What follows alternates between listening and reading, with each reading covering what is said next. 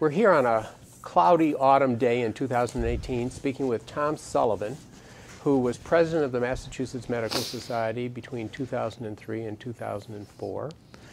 Thank you for meeting with us today. Now, talk to me about the year you were president, 2003, 2004. What sorts of things were on the front burner at that time? Well, some of them were typical things that went on for many years before. One that I can think of is the continuing issue of the malpractice for physicians in Massachusetts. And so I remember having to talk about that at some meetings. And in fact, one thing stands out. I was on a little debate with the current chief medical officer of CVS Healthcare, who used to be the chief medical officer at the Brigham and Aetna, and now that they're merging, Troy Brennan, who was at the Brigham at the time. So he and I shared a little debate with attorneys about malpractice. So that was one of the things that was going on in 2003. And I have to still say that Barbara Rocket, God bless her soul, she was an inspiration, even long before that, for me, as one of the other past presidents. So malpractice was one issue. Another issue was standardizing the credentialing of physicians. Right. Every hospital and every health plan had a different way, and everybody that took advantage of physician services seemed like they wanted to have a different way to prove that you are a doctor and what your specialty is and what your training was. And so that was one of the things that I felt the medical society went through. The other thing I'll mention, because it's still a particular strong interest of mine that's going on, was the rising tide of the importance of information technology in our lives, especially clinical, not just because prior to that it was billing. Everybody started out with a billing thing on the internet. Right. So information technology was a thread that was weaving itself through that fabric of 2003, both before and after. And it also coincided with the New England Journal of Medicine going from paper to be online, which was a long transition, and I was fortunate to be on the Committee of Publications then when that happened. Yeah, the credentialing thing's an excellent point, because that was a period of time when most doctors in the state were either in solo practice or in single specialty groups, so they had to fend for themselves. They didn't necessarily have a layer of administrators who took care of a lot of the paperwork. Yep. And if you had privileges at 3 hospitals and you participated in 6 or 7 health plans, they were all hitting you with these forms that were different. Yep. And so this whole concept of standardization emerges because of that, and also, as you say, because of the introduction of information technology, which has embedded in it something to do with standardization. Yeah, you're absolutely right. And that was the year too, what we call now CAQH, the Council for Affordable Quality Health Care. They were just getting started. And we were sort of ahead of them in the state of Massachusetts, thanks to the Medical Society that saw that. And the council wanted us to hold back until they could get a national thing. But we were clearly among the leaders in promoting the idea of standardization of credentialing. Right. In that particular year. And I can tell you, just as an anecdote right now, over the last 8 years, I've headed up the Healthcare Industry Committee for Trusted Identities in Cyberspace that has been sponsored by the National Institutes of Standards and Technology in Washington. So it's an ongoing thing. It's continuing to evolve, right. And so we were at a phase where we're beginning standardization, we're beginning the introduction of information technology. Probably around that time, the governor of the state was Mitt Romney. Yes. And one of his agendas was to address access to health care. Yep. And so that hadn't come to fruition, but it was right in the formative phases. Right, it absolutely was. And so, you know, we all of us were involved with several meetings with he and his staff. And I have to say, mentioning staff, that's one of the things I still remember the best. Not just in 2003, the 2 years that preceded that when you're vice president, president-elect, but even to this day. I mean, the people at the staff of the Medical Society were really the secret sauce of success of every president. Right. You know, and that particular year, 2003, to 2004 was the first year in many years that we had a little bit of a budget crisis, and we actually had to lay off some staff employees. It was the first in many, many years that the Medical Society had to do that. So it was a little bit of a tense time for the staff and also the officers, but we came through it. And you know, and once again, thanks to the success of the New England Journal of Medicine, we can do things. And it became very apparent to me that year. We can do things to advocate for physicians in their practices that many other societies cannot do, thanks to the leadership, the wisdom of past officers and staff in the New England Journal. Right. The New England Journal has been able to spin off enough cash for the society to enable it to provide resources dealing with health policy, dealing with information technology, a lot of the things that affect physicians and patients but don't, you know, necessarily constitute part of the average physician's training or daily practice. And not only that ability to allow us as representatives of the physicians and practices in Massachusetts to go to the national level, to the American Medical Association, which I was able to do, and be able to advocate for our physician. I remember one of the things in that year that became important, and I had to deliver it. We did a study of the physician workforce and the fact that the number of specialists in certain areas. You know, I still remember the neurosurgeons west of Worcester. Right. You know, were dropping like flies. They were, you know, because the malpractice and the reimbursement was, they just didn't match one another. Right. And so I had to deliver a workforce report, not just on neurosurgeons, but on all specialties and even primary care at the American Medical Association that year. And it was very well received, and it was the ability for us to hire statisticians and people to do that research, again, thanks to the beneficence and the wisdom of the Medical Society. Right. Right, so acting as an advocate for patients and for physicians. Right. And during this time, when you functioned as president, roughly how much of your work week or whatever was devoted to being an officer? I would say, you know, it varied from week to week, from a quarter of my time to 2/3 of my time. Depending on the day and the week, the time of the year. So I was in solo private practice, as many physicians were, but you could see the trend where people were being employed. Right.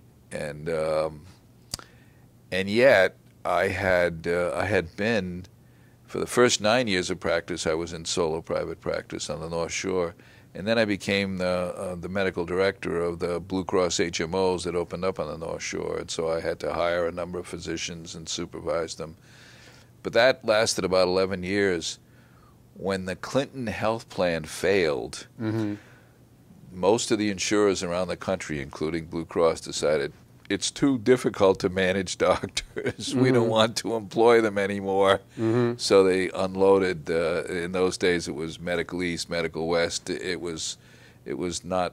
The Harvard Community Health Plan was somewhat similar. Their insurance dumped the practice too. So there were a lot of changes then, and going through that with the help of the Medical Society was just, so memorable and so advantageous to all physicians. So you bring up an interesting point, which is that during your practice and during your time as an officer in the Medical Society, a lot of experimentation was going on within the health insurance industry regarding whether they should simply pay bills or whether they should in some way intervene and control access, measure quality, things like that, to try to affect utilization and cost. You're absolutely right. In fact, and you're old enough to remember this, when the first part of the Clinton health plan, which was, Bill Clinton appointed his wife to be chief of that. Right. The big bad actors at that time that were targeted were the pharmaceutical companies and the health insurance companies. Mm-hmm. And so as a result of that, some of the health insurance companies, including Blue Cross of Massachusetts, that's when they really accelerated their effort to hire physicians. And in fact, they changed their little logo under Blue Cross from a health insurance company to a health services company, because they were beginning to employ so many physicians, and I was one of the senior medical directors. After the Clinton health plan failed, they dropped that, no longer the health services company, and they spun off all the doctor practices to one of these private Wall Street, conglomerates at that time. So once again, it shows how the politics of what's going on in Washington and the health plans and the health insurance reform has really changed the way we practice and we react to those forces. So this is an interesting point, because we function in two worlds. On the one hand, for example, there's the Food and Drug Administration, in which they're not going to approve a drug unless it is proven to be safe and effective and pure. Right. And there has to be science behind it. There's a template. There's an approval process.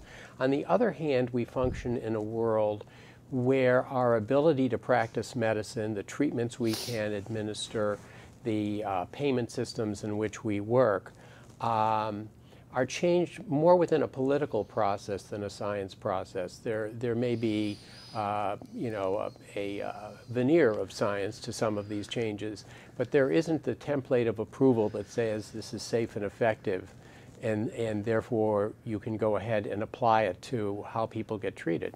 Yeah, you're absolutely right. I mean, I think it is fortunate that Mass Medical Society is in a state that has been a leader since the United States was formed, a leader in innovation and research, and in some sense we are the envy of the rest of the country and part of the envy of the rest of the world when it comes to to research in science and medicine. I mean, you have to understand that the NIH, which in those days funded most research, now it's interesting, in the last 10 years, it's been private funds that have funded most research, at least in drug discovery and medicine. But in those days, it was still the NIH. In Massachusetts, in its academic medical centers, receives more funding from the NIH than the next 5 states combined, or at least it used to in those days. And so we've been the beneficiary of that, and so has the medical society. And that's one of the reasons I think that we attract medical students from all over the country and around the world.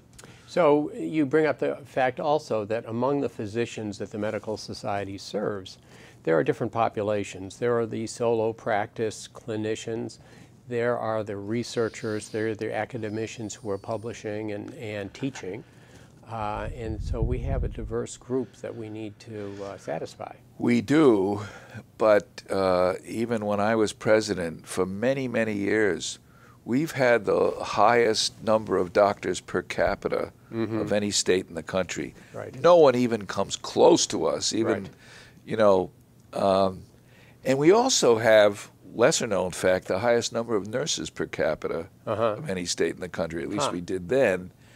And that actually bears on next week's ballot initiative, where question 1 is about should there be higher nursing ratios. And I, just this morning, when I was heading here, I heard someone on the radio say, "I'm a nurse from Massachusetts, but I was in California when they passed the law, 12 years ago, mandating ratios. What they didn't say was at that time, California had the lowest nurses per capita in the United States, and they needed a law. Yeah. And Massachusetts at that time had the highest, and we still have the highest. So it bears on. You can see how this sweep of history and the facts, and some of that is statistics and science. You know, do more nurses per capita improve the care of patients? Generally speaking, yes. But they also cost more. Sure. So those were the debates that are going on when I was president, and they're going they're on continuing now. Even today, even in the election next week. And I think the issue again comes back to the two processes that we're exposed to. On the one hand, there's the science trying to drink in all the facts possible and discover truth. On the other hand, there's the politics in which you advocate for one side and attempt to win. And so those two aren't necessarily the same process. Yeah, we aren't necessarily trained in you're right. politics. The science and the politics are always there, but the other thing is the cost of health care, and we are the most expensive state in the country in terms of insurance premium, but we're always among the top 10 when it comes to customer or patient satisfaction. We're always way up there in terms of quality. In fact, several of the other New England states are there too. So if you look at, and those are the things that that I was exposed to as president, and even, you know, partly as a result of being a past president, I was able to get elected to the AMA's Council on Medical Service. And I spent 8 years on that council, including ending as the chair. In fact, Linda Young, one of our more recent presidents, she's still on that council. She fortunately got elected to take the seat that I vacated after 8 years. And we studied the socioeconomics of American medicine. And Massachusetts is always one of the representatives of a more expensive state, but also a state with a more educated population. Right. So you know, so all of those things are in the mix, and you learn that when you become an officer. I mean, in addition to that, I was always reading about, you know, obviously it was not just how to take better care of my own patients as a cardiologist, but also about, you know, the practice of medicine and its implications for society.